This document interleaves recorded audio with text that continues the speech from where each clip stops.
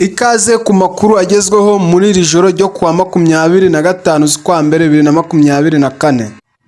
Nyuma y'igitero ingabo za Congo zagabye ku baturage baherereye muri centre ya Mweso, icyo gitero kigahitana abaturage bagera kuri 19, 27 bagakomereka bikomeye. Ibi Fardc yakoze binyuranyije n'amategeko y'urugamba. Umuvugizi wa Fardc akaba amaze kwihakana iki gitero, ahubwo kigashinjwa ko ari ingabo z'u Rwanda zakigabye zifashishije M23.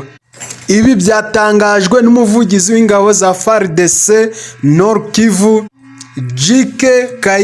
Guillaume. Ni nyuma yuko umutwe wa M23 washinje igisirikare cya Repubulika Iharanira Demokarasi ya Congo Fardc kwica abaturage babarirwa muri 20 nyuma yo kugaba ibitero byifashishije drone yo mu bwoko bwa CH-4.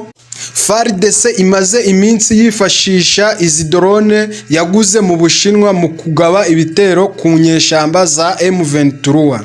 Gusa uyu mutwe uvuga ko abasivile batuye mu duce igenzura aribo bagigwaho ingaruka n'ibitero bya zirandege no zitagira abapilote. M23 biciye muri perezida wayo Bertrand Bisimwe yatangaje ko ibi bitero bya drone ya Fardc kuri uyu wa kane byiciwemo abaturage b'inzirakarengane 20 nk'uko imibare y'agateganyo ibyerekana. Ni ibitero byagabwe hafi y'umujyi wa Mweso muri teritwari ya Masisi, abapfuye biganjemo abagore n'abana.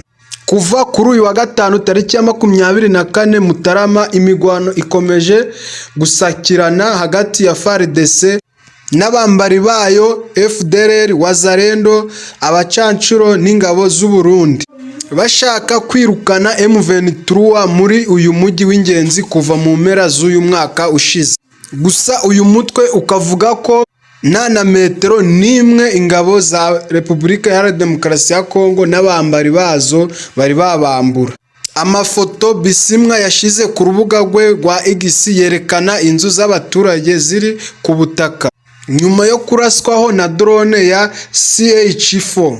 Cyakora Fardc iherutse gutangaza ko iyo n'abambari bayo bagiye kugaba ibitero simusiga kuri M23 mu rwego rwo kwirukana burundu uyu mutwe mu bice byose by'intara ya Kivu y'Amajyepfo wigaruriye.